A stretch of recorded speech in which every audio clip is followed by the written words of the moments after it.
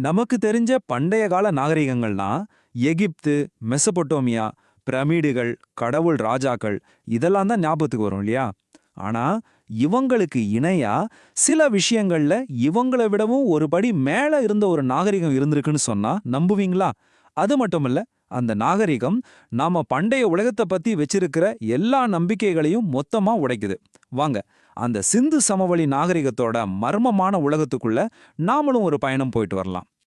இப்ப பாருங்க, ஒரு பக்கம் எஜிப்டு, மெசபடோமியா, அங்க கடவுள் மாதிரி ராஜாக்கள், அவங்களுக்காக பிரம்மாண்டமான அரண்மனைகள், கல்லறைகள், இது நமக்கு தெரிஞ்ச கதை.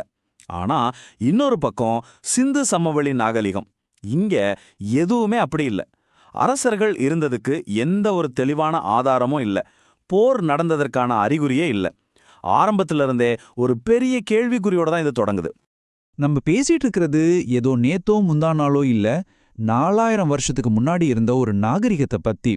யோசிச்சு பாருங்க, இன்னைக்கு இருக்கிற பாகிஸ்தான்ல இருந்து நம்ம வடமேற்கு இந்தியா வரைக்கும் ஒரு மிகப்பெரிய நிலப்பரப்புல அவங்க வாழ்ந்திருக்காங்க. இன்னும் சொல்லப்போனா அந்த காலத்துல இருந்த எஜிப்து, மெசபடோமியா ரெண்டையும் ஒன்னா சேர்த்தா கூட அதை விட பெரிய இடம் இது. சரி, அவங்க ராஜாக்களுக்கு பிரம்மாண்டமா எதுவும் கட்டல, பெரிய கல்லறைகளும் இல்ல. அப்போ அவங்க என்னதான் செஞ்சாங்க? அவங்களுடைய திறமையெல்லாம் எங்க போச்சு? இந்த கேள்விக்கு 1920களில் ஒரு பதில் கிடைச்சது. அது எல்லாரையும் ஆச்சரியத்துல மூழ்கடிச்சதுன்னு தான் சொல்லணும். 1921ல் தொல்பொருள் ஆய்வாளர்கள் ஹரப்பாங்கிற ஒரு இடத்த தோண்டும் போது தான் தொலைஞ்சு போன ஒரு நாகரிகத்தோட முதல் தடயம் கிடைக்குது. அடுத்த ஒரே வருஷத்துல மொஹஞ்சதாரோங்கிற இன்னொரு நகரமும் கிடைக்குது. இதெல்லாம் ஏதோ சின்ன சின்ன ஊர்கள்னு நினைச்சிடாதீங்க. இவையெல்லாம் பக்காவா பிளான் பண்ணி கட்டின பெரிய நகரங்கள். அவங்களோட நகர அமைப்பை பார்த்தா உண்மையிலே அசந்து போயிடுவீங்க. தெருக்களை பாருங்க, நேர்கோட்ல ஒரு கிரிட் மாதிரி அமைச்சிருக்காங்க. அது மட்டுமா, மூடின வடிகால் அமைப்பு, அதாவது அண்டர் கிரவுண்ட் ட்ரைனேஜ் சிஸ்டம். கிட்டத்தட்ட ஒவ்வொரு வீட்லயும் தனி பாத்ரூம், டாய்லெட் வசதி. யோசிச்சு பாருங்க, உலகத்துல பல நாடுகள்ல இந்த வசதியெல்லாம் வர இன்னும் பல்லாயிரம் வருஷங்கள் ஆச்சு. இவ்ளோ கச்சிதமா ஒரு நகரத்தையே பிளான் பண்ணி நிர்வகிக்கணும்னா கண்டிப்பா ஒரு வலுவான தலைமை இருந்தே ஆகணும் இல்லையா? ஆனா ஆச்சரியம் என்னன்னா, ஒரு ராஜா இல்ல ஒரு அரசர் இருந்ததுக்கான ஒரு சின்ன ஆதாரம் கூட கிடைக்கல. எந்த அரண்மனையும் இல்ல, எந்த பெரிய கல்லறையும் இல்ல. அப்போ யார் இதையெல்லாம் கட்டுனது? இதுதான் அவங்கள பத்தின ஒரு முக்கியமான கேள்விக்கு நம்மள கூட்டிட்டு போகுது.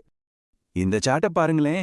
எகிப்துல ஒரு ராஜாவோட அரண்மனையோ கல்லறையோ எவ்வளவு பெருசா இருக்கு, ஒரு சாதாரண குடிமகனோட வீடு எவ்வளவு சின்னதா இருக்குன்னு பாருங்க. பெரிய வித்தியாசம் தெரியுதா? ஆனா சிந்து சமவெளியில அப்படி ஒரு ஏற்றத்தாழ்வே இல்ல. வீடுகள் பெரும்பாலும் ஒரே மாதிரி தான் இருக்கு. அங்க இருந்த பெரிய கட்டிடங்கள் கூட அரண்மனையா இல்லாம ஏதோ பொது கட்டிடம் மாதிரி தான் தெரியுது.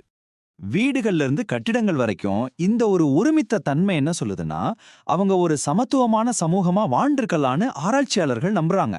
பணக்காரன் ஏழைன்னு பெரிய வித்தியாசம் இல்லாம எல்லாருக்கும் ஒரே மாதிரியான வாழ்க்கை தரம் கிடைச்சிருக்கலாம். ரொம்ப நல்லா இருக்குல்ல கேக்க? ஆனா மறுபடியும் அதே கேள்விதான். ராஜா இல்லனா அப்ப யார் இந்த சமூகத்தை வழிநடத்தினது?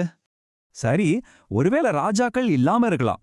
அப்போ எப்படி இவ்ளோ பெரிய நகரங்களை கட்டினாங்க, வர்த்தகம் செஞ்சாங்க, இந்த சமூகத்தை யார் நிர்வகிச்சா? இதுக்கான பதில்கள் நமக்கு சில தடயங்கள் மூலமா கிடைக்குது. அதுவும் அவங்க விட்டுட்டு போன ஆயிரக்கணக்கான சின்ன சின்ன களிமண் பொருட்களா தான் அந்த ரகசியம் ஒளிஞ்சிருக்கு. ஒரு தியரி என்ன சொல்லுதுன்னா, அங்க ஒருத்தர் ஆட்சி செய்யல, அதுக்கு பதிலா ஒரு குழுவா சேர்ந்து ஆட்சி செஞ்சிருக்கலாம். அதாவது உணவு, கல்வி, மருத்துவம்னு ஒவ்வொரு துறைக்கும் ஒரு தலைவர் இருந்திருக்கலாம். அவங்க எல்லாரும் அந்த பெரிய பொது கட்டடங்கள்ல ஒன்னா கூடி பேசி முடிவெடுத்திருக்கலாம். இது ஒரு சாத்தியம்தான். ஆனா இதை விடவும் மர்மமான தடயங்கள் என்னன்னா, அவங்க விட்டுட்டு போன சீல்ஸ், அதாவது முத்திரைகள். ஆயிரக்கணக்கான சின்ன சின்ன களிமண் முத்திரைகள் கிடைச்சிருக்கு. ஒவ்வொன்னுலயும் ரொம்ப நுணுக்கமா விலங்குகளோட உருவங்கள் செதுக்கப்பட்டிருக்கு. கூடவே ஒரு வரி எழுத்தும் இருக்கு.